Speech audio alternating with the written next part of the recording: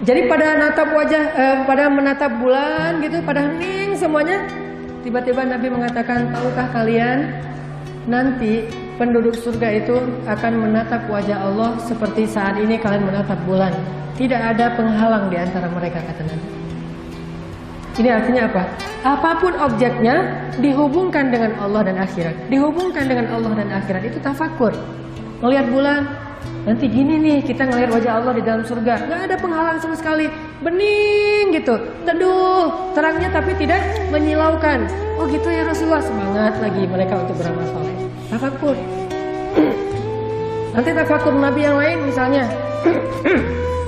Nabi lagi jalan, terus ngelihat seonggok bangkai onta. Jadi ada bangkai onta yang sudah dipenuhi belatung. Dan onta itu namanya onta saibah. Saibah itu artinya onta yang menurut keyakinan orang Arab jahiliyah, onta yang membawa sial, kutukan. Ciri-cirinya telinganya dipotong. Jadi ada hamin, saibatin, banyak istilah-istilah onta pembawa sial di zaman jahiliyah. Nah, onta ini kalau udah dipotong telinganya, nggak ada yang mau makan dagingnya, tidak ada yang mau minum susunya, dan tidak ada yang mau menungganginya. Kenapa? Dianggap onta pembawa sial. Hidupnya aja nggak ada yang mau, apalagi matinya. Jadi Nabi lagi jalan ngelihat satu bangkai saibah, onta yang dipotong telinganya dan dipenuhi belatung, bau bangkai luar biasa. Terus Nabi bilang kepada para sahabat, "Hei, siapa di antara kalian yang mau membeli bangkai ini?" kata Rasulullah. Sahabat heran, "Ya Rasulullah, dikasih gratis juga kami nggak mau. Jangankan udah mati, hidup juga nggak ada yang mau ya Rasulullah, onta saibah." Kata Nabi, "Sesungguhnya dunia di mata Allah nilainya lebih rendah daripada bangkai ini di mata kalian." Ini namanya tafakur. Ngelihat apa aja dihubungkan dengan Allah. Allah lagi, Allah lagi, Allah lagi. Terus aja kayak gitu. Itu orang beriman, nggak pernah lupa sama Allah. Yadhkurunallaha qiyaman wa qu'udan wa 'ala junubihim. Dengan cara wa yatafakkaruna fi khalqis samawati wal ardh. Baru dia bilang Rabbana, Rabbana, Rabbana. Sehingga jadi kebayang bagi para sahabat, oh gitu ya. Berarti Allah tuh kalau nggak ngasih dunia kepada hambanya yang beriman, nggak zalim. Soalnya bagi Allah dunia tuh nggak ada harganya. Seandainya kata Nabi, dunia itu ada harganya walaupun sebelah sayap nyamuk, maka Allah tidak akan ngasih dunia itu sedikit pun kepada orang kafir. Jadi kita salah paham tentang Allah gara-gara menghargai dunia.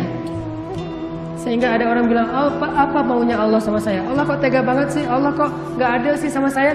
Karena kita mengukur rahmat Allah dengan dunia. Sedangkan Allah pengen merahmati kita dengan akhirat, bukan dengan dunia. Kita gak ngerti, salah paham. Misunderstanding, miskomunikasi sama Allah. Seandainya dunia ini nilainya ada, walaupun cuma seberat sebelah sayap nyamuk. Berapa gram kira-kira sebelah sayap nyamuk? Gak ada gramnya. Kalau kita pakai timbangan yang digital tuh, terus di atasnya kita taruh nyamuk, bukan sayapnya, nyamuk nih. 3 ekor, jangan 1 ekor. Keluar nggak angkanya? Nggak keluar, 1 juga nggak keluar. Naruh mungkin nyamuk misalnya 10 ekor, masih belum keluar angkanya. Butuh ratusan ekor nyamuk baru keluar angka 1. Itu nyamuk loh. Gimana sebelah sayap nyamuk? Lebih nggak keluar lagi angkanya. Saking tidak ada nilainya dunia di mata Allah. Seandainya ada segitu aja nilainya, maka Allah nggak mau ngasih dunia ini kepada orang kafir. Karena Allah nggak mau merahmati orang kafir. Jadi kalau ada orang kafir dikasih dunia dan seisinya, itu bukan karena Allah lebih sayang mereka daripada orang mukmin. Tetapi bukan berarti Allah juga nggak ngasih dunia untuk orang beriman. Bagi Allah, dunia itu bukan ciri dari kasih sayang Allah. Dunia ini bisa jadi amanah, bisa juga jadi fitnah. Sedangkan rahmat bukan dunia, akhirat. Kecuali Allah kasih dunia yang menjadi kebaikan untuk akhirat. Kaya tapi dermawan, itu baru rahmat namanya. Kalau kaya doang bukan rahmat. Makanya yang kita disuruh cemburu itu bukan ke orang kaya, tetapi orang kaya yang dermawan.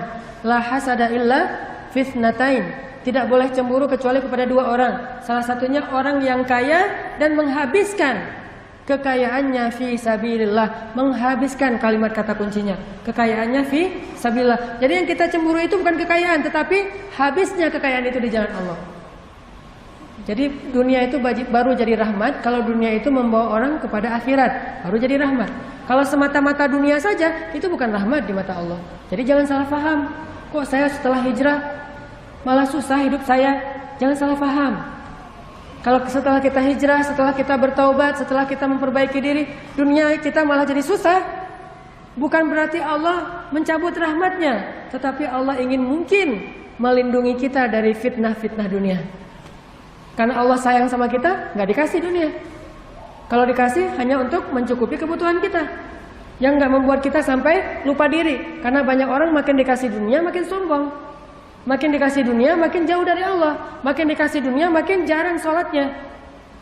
Dan kita ngerasain sendiri kalau lagi banyak masalah, sholat khusyuk, nangis-nangisnya, tahajud panjang, jam 1 malam udah bangun tahajud sampai subuh. Begitu dikasih solusi, subuh juga kadang kelewat. Makanya Allah nggak mau kita celaka gara-gara dunia, kasih aja masalah terus. Jadi kalau kita pengen Allah nggak ngasih masalah, istiqomah, dikasih dunia tetap beribadah, nggak dikasih dunia juga beribadah, sehingga Allah nggak khawatir kasih dunia untuk kita. Ini hambaku siap nggak ya dikasih harta? Ini hambaku siap nggak ya dikasih pasangan? Jangan-jangan ntar dia kalau udah dikasih pasangan lupa sama gua. Akhirnya udah deh jomblo aja loh, biar semakin dekat sama Allah gitu, bisa kayak gitu. Intinya Nabi itu mengaitkan bangkai onta dengan Allah. Jalan lagi tuh, jalan lagi, lewatin sebuah bukit, namanya Bukit Jamdan di daerah Madinah. Antara Madinah dengan Madain Soleh, agak-agak jauh dari kota Madinah. Namanya Bukit Jamdan. Jamdan ini salah satu bukit yang paling angker bagi orang Arab. Jadi kalau udah lewat lereng atau lembah Jamdan, semua orang ketakutan, dianggap ada jin penunggunya. Dan di situ banyak orang yang celaka. Sehingga ketika kaum muslimin lewat lereng atau lembah Jamdan, banyak desas-desus di antara kaum muslimin, ini Jamdan loh, ini Jamdan loh. Mulai ada cerita horor. Lalu Nabi mengatakan, hadza Jamdan. Ini adalah bukit atau gunung Jamdan, dan dia adalah sabaqal mufarridun. Lalu para sahabat mengatakan, apa arti mufarridun ya Rasulullah? Mufarridun itu adalah orang yang banyak bertasbih kepada Allah, sedangkan gunung ini lebih banyak lagi daripada orang-orang ahli bertasbih kepada Allah. Jadi kalau ada orang ahli ibadah tasbih terus ribuan kali tasbih, gunung Jamdan ini lebih banyak lagi bertasbih kepada Allah. Artinya Nabi itu mengaitkan semesta itu dengan Allah. Ini hamba Allah. Jadi kalian gak usah khawatir. Kalau kita jalan kemana-mana itu kita melihat, oh ini hamba Allah, ini hamba Allah, ini hamba Allah. Sehingga kita tidak hidup di dunia yang jauh dari penciptanya. Melihat apapun, ini hamba Allah. Jangan kayak orang yang tidak beriman mengatakan alam. Oh ini fenomena alam. Alam lagi, jarang yang Allah. Saya kan paling sering tuh nonton kalau di TV Nat Geo ya, National Geographic. Senang banget nonton Nat Geo, terutama yang Nat Geo Wild, tentang alam liar gitu.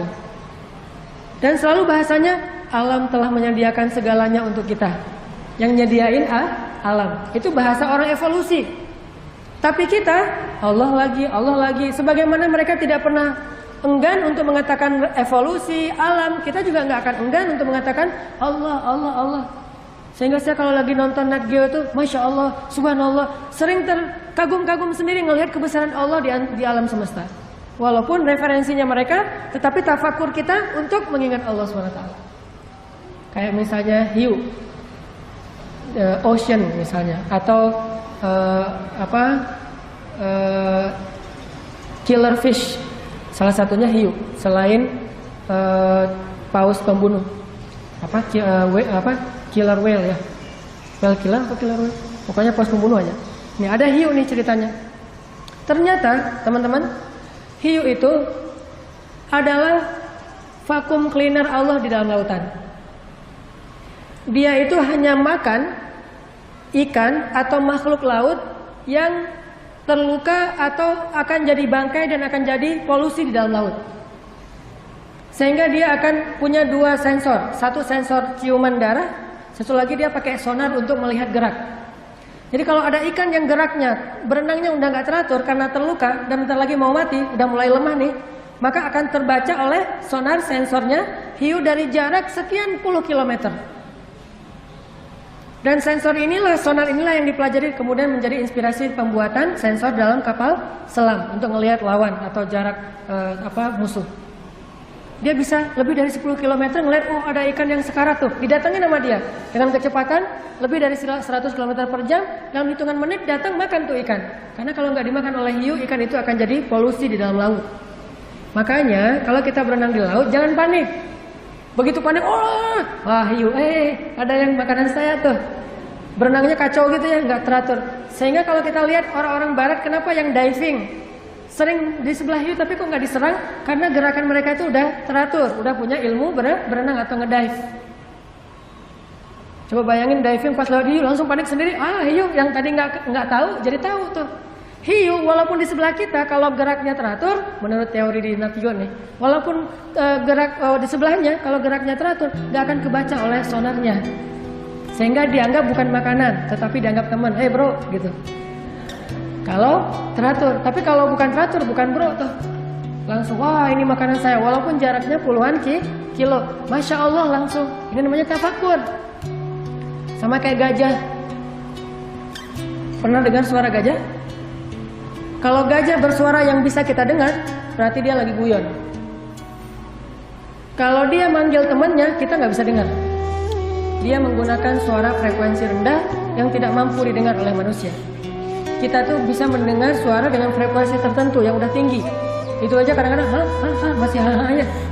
Gajah teh memanggil temennya dalam jarak sampai 12 km itu dengan frekuensi rendah yang kita aja nggak dengar di sebelahnya. Kita di sebelah gajah nih, kita nggak tahu ternyata dia lagi manggil temennya 12 kilo. Kita yang di sebelah dia nggak dengar. Beda indra. Gimana kita tahu gajah lagi manggil temennya? Telinganya dibuat tegak gini, kemudian di bawah pipinya itu kembang kempis. Itu berarti dia sedang mengeluarkan suara frekuensi rendah yang didengar oleh temannya 12 kilo lebih, dan dia mengatakan, teman-teman, ini ada makanan nih. Ini ada kebun tebu. Akhirnya temannya yang dari jarak 12 kilo langsung datang. Kalau dalam teknologi kita disebut dengan share location. Jadi dia nge-share log ke temennya tuh pakai frekuensi rendah, langsung, oh iya ntar sinyalnya putus-putus nih kata temannya teh. Ngejar langsung ke spot itu dan nggak meleset sama sekali. Allah maha besar, tidak ada yang sia-sia yang Allah ciptakan. Makanya tafakur. Nabi itu suka sekali mentafakuri sesuatu dan dikaitkan dengan Allah atau minimal dengan akhirat. Naik gunung Uhud, kata Nabi, Uhud adalah gunung yang kami mencintainya, dia mencintai kami. Uhud itu salah satu gunung-gunung surga, dan seterusnya. Pokoknya tafakur aja. Makanya coba kalau teman-teman jalan, namanya bukan tadabbur alam ya. Kalau tadabbur mah Al-Quran. Kalau teks itu ditadaburi, kalau alam itu ditafakuri. Namanya bukan tadabbur alam tapi tafakur alam. Coba tafakuri kebesaran Allah Subhanahu wa taala. Dan fungsinya satu melembutkan hati, kedua menambah iman, ketiga memunculkan kepekaan dan pemahaman yang dalam diri kita. Inilah salah satu hobi para anbiya, terutama Rasulullah SAW, beribadah dalam diam, yaitu dengan cara merasa sesuatu yang baik atau yang buruk karena Allah, dan yang kedua dengan cara memikirkan dan mentafakuri kebesaran Allah Subhanahu wa taala. Mudah-mudahan ini bisa kita amalkan, bukan hanya jadi wawasan. Sering-sering deh malam-malam kalau mau tahajud keluar rumah dulu, lihat wah langit, terus baca inna fi khalqis samawati wal ardh wa ikhtilafil laili wan nahar la ayatin liulil albab, baru salat. Insyaallah akan lebih berkesan. Mudah-mudahan dengan demikian kita semakin yakin sama Allah, semakin believe, semakin keep the faith karena sering tafakur melihat bukti-bukti kebesaran Allah dan lebih berserah diri lagi kepada Allah Subhanahu wa taala. Barakallahu li wa lakum. Wassalamualaikum warahmatullahi wabarakatuh.